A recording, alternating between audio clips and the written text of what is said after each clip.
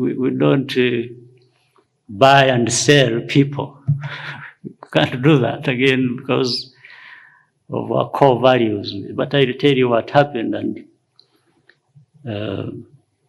so that everyone is clear in their minds. In 2018, if many of you may recollect, I was the chair of the African Union. And during that time, so many stories, you know, many young, maybe some of them old Africans were perishing, dying in big numbers in the Mediterranean, being taken through Libya and to many parts of Europe.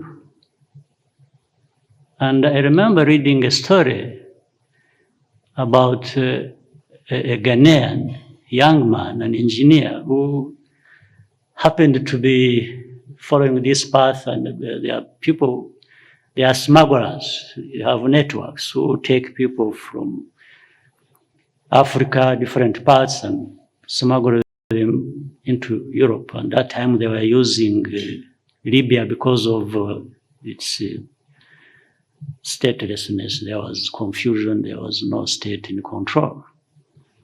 And in fact, hundreds, if not thousands of them were trapped in Libya in different places in the prisons, starving to death, others abused in all sorts of ways. Some people had started coming, picking some of them and taking them to their countries to use them as slaves. Slaves.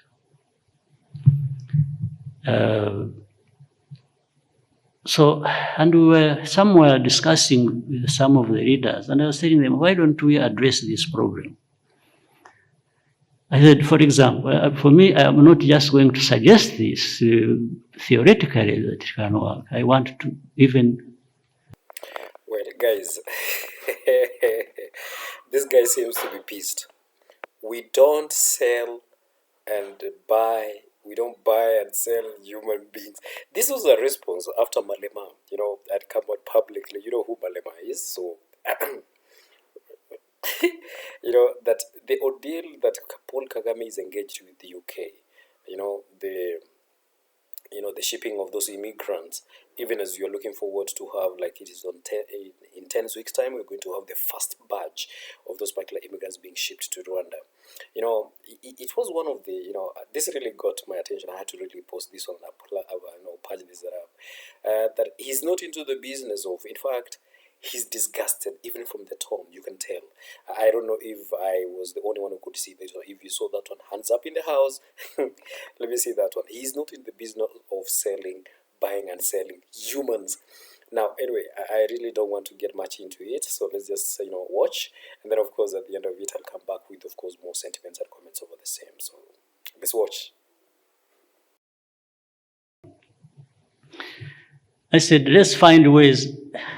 If we go to all these people trapped in Libya who they can't go back to where they came from, they can't move ahead to Europe where they wanted to go.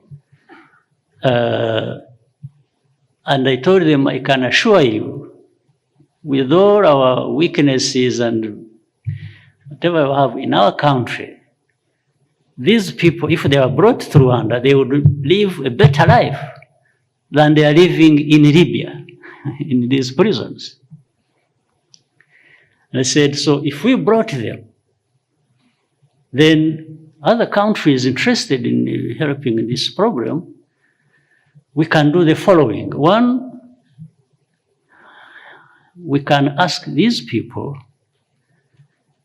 whether they want to go back to where they came from, now that they found themselves mistaken and in a very terrible situation in Libya.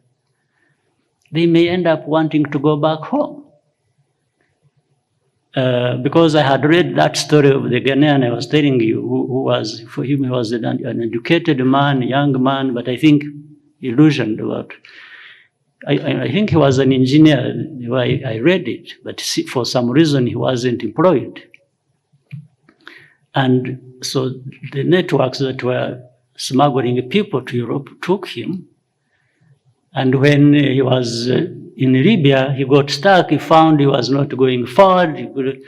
So he had paid some amount of money which he got from his parents. You remember the story, we were talking about $800 or $900 he had been paying through to these smugglers. And so he started negotiating with the smugglers to take him back, and he would pay the same amount of, again, same amount of money, which means 1,600 or 1,800. But this time he didn't have it. It would be paid when he got back to Ghana by, I think, his parents. So the smugglers took him back. But this is because he discovered there was no way of continuing to Europe. But even if he had reached Europe, by the way, I'm not sure, maybe what he had in mind he would become or was going to be the case. Maybe he was just going to be the same person as he was in Ghana, even in Europe, wherever he would be. He wasn't going to get that good living now. But anyway, so agreed, if they arrived here, they could easily be taken back home if they choose to go back home. Second, those European countries that have allowed migrants to come to Europe should come and stably select those they want to take to their countries, and that would be still better than these people being trapped in Libya. Then third, we provided another option. We said, for those who can't go back, or don't want to go back for some reason of their own, and may not be selected by the countries that want to absorb them, we are giving them another option. We can actually find ways in which they can stay here. There were these three options in 2018. So I think that's how now this new situation developed, with the UK and the others contacting us. It's like they learned from this case and said, can we have people processed here stably instead of being smuggled into our countries and doing this and that? And this time they are not just going to be Africans, they may be a number of them Africans, they are going to be other people from other countries. We allowed people from Afghanistan to come here. Even now there are still students who were brought here, they are still staying with us. So I'm saying there are things that have really changed about us. And so I'm saying we don't have to learn values from anybody ourselves. We have values in us that we go by. So we can absorb Afghanistan, people from Afghanistan, from wherever, and if they are from Africa, we are even happier because they are like, we take them like family. So when the UK approached us, and because of that problem they have, I think they are smuggling people in these countries, left, right, center. And so if we could talk about how to deal with that problem, we are happy to deal with that problem. There is, I understand, Denmark. So there is nothing bad about this. There is nothing we can't be transparent about this. There is nothing. So this is what it is. So, and this is who we are too. So I wanted to clear this, please. We are not, no, this is why I was saying there are things you can't buy about us. Yes, we are who we are, and we are proud people too. We are not, so we are not involved in buying and selling of people, Rwanda and the UK, or anybody. No, it's just a problem that people will have different views about it. They look at it differently. They're not happy about it. That's okay. People will have, but at the end of the day, you've got to do something. You have to decide which way you do, going through different processes, and in fact, in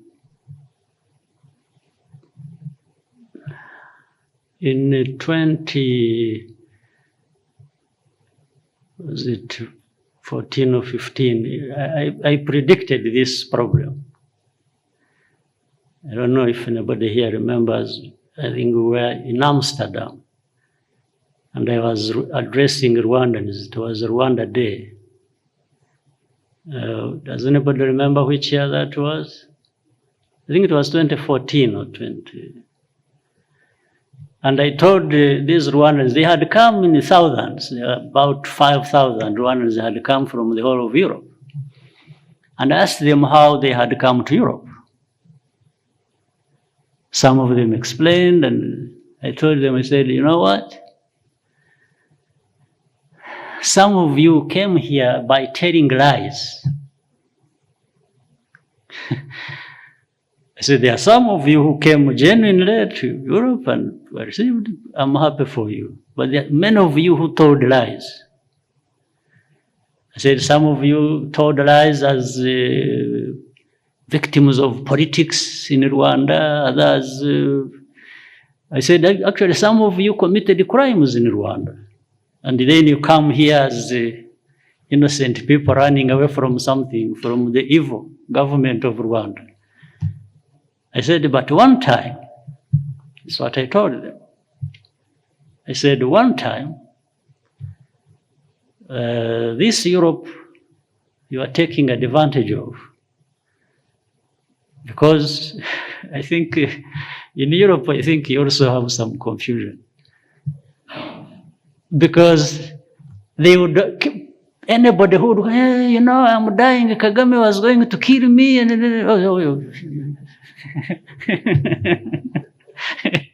they say this is, yes, so in democracy, freedom, you are saving this man. But this man has actually killed people in Rwanda. And he's just telling lies so that he gets to be accommodated in Europe. I told them that time, 2014. I said, one day, Europe will get to know this truth, I'm telling you. And they will come back to be asking each of you, well, how did you come here? And they will know the truth about you, and they will pack you in a container or something and send you back. I told them. Does anybody remember that conversation? Yes. I said they will come to know the truth because they have their own problems here as well. They want to manage.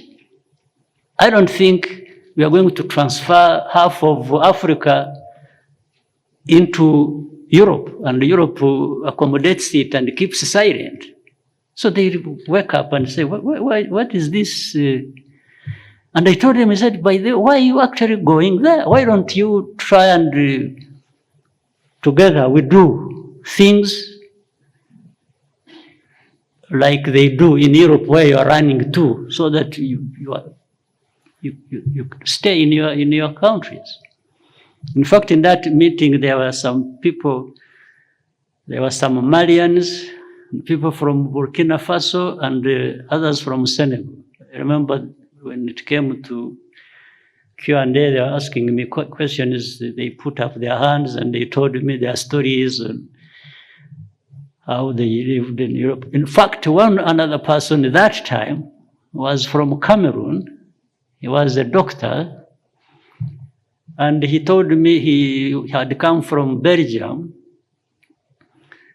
And he said, I have heard so much about Rwanda, I want to come and work in Rwanda. I'm a medical doctor. He has some good specialty. I said, either I will leave you with a ticket, or I bring you on my jet and you go home. And this man has come, by the way. He's here. He's working here now. He's working in King Faisal Hospital. Yes. So there are these things people don't know, don't understand, or don't want to believe, but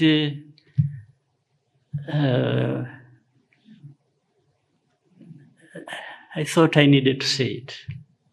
Yes, people need to understand us and understand the situation between us and them and others. But and I wanted to emphasize, we learn lessons, we do, but we learn lessons we have to learn. In fact, I hope in UK, when they send these people, they should send to us. Some people they have accommodated for over 15 years who committed crimes here, actually. We sent case files and, investigated. These are clear case files. Yes. Instead of being accommodated in that beautiful place in the UK, actually these people should be in jail, either in the UK or here. But they shouldn't be, because that is for sure. There are about 5 or I don't remember the number. So, and again, to prove to you that we are that people should understand us better. You are aware that even when we were dealing with the worst situation anyone had to deal with, do you remember that is a time we actually abolished death sentence, right? Why could we have done that? You think anybody forced us to do it? Because those who could have forced us, or who sometimes make a mess of things like this, for them they still have death penalty in their laws. They still hang people. And I don't think there is anybody in the world, at that time we abolished the death penalty, had better justification to hang people like we did have justification. Nobody.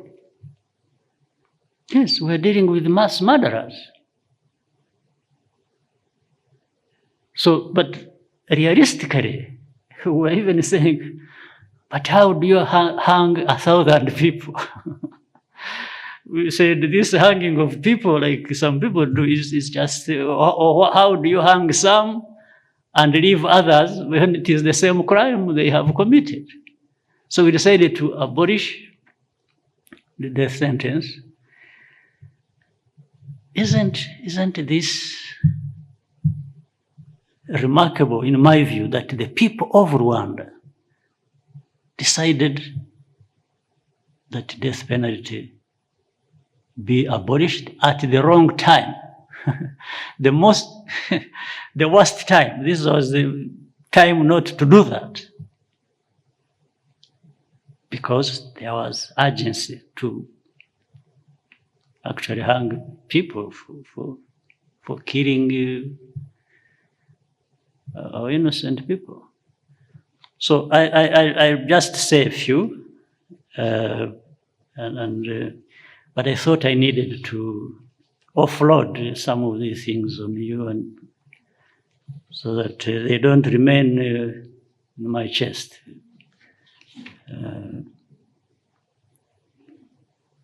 So I'm sure we are better people, we are stronger people, we can be good partners with all of you, those who want partnership in us. We are happy and ready, but I just wanted to be sure that you understand us and the values around which we form partnership be clear. And that's what they are. So we, as some people said, we are going to host the Commonwealth heads of government meeting here in Rwanda, and for those who are members of the Commonwealth, and I wanted to say your country delegations, your leaders, we will do our best to make them feel welcome to Rwanda. And All right, guys, you've heard it for yourself that this guy is not into the business of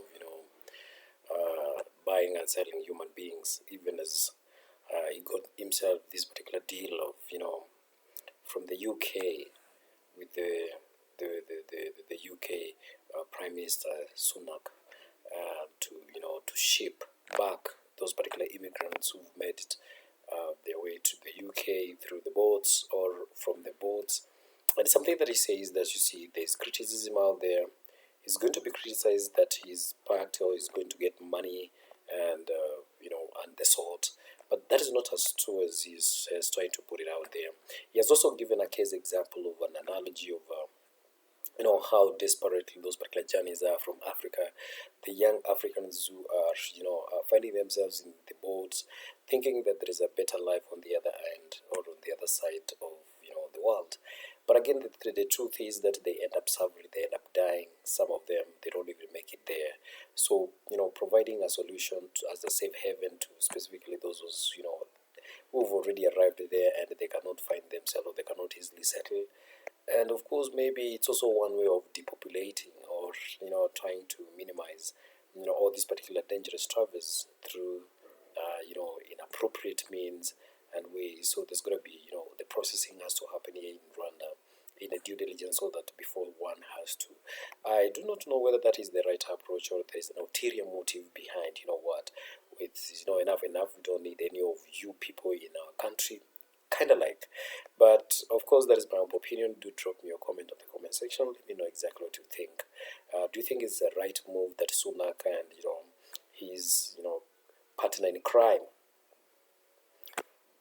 the president of Rwanda, that's Paul Kagame, that this is the right move that they're taking to ensure that all these messes stops, and will it really reduce all these particular dangerous journeys that usually happen from Africa, and also not only from Africa, also around the globe, in search of greener pastures. From me, it is your guy Lit. Stay tuned until we meet in the next episode. Cheers.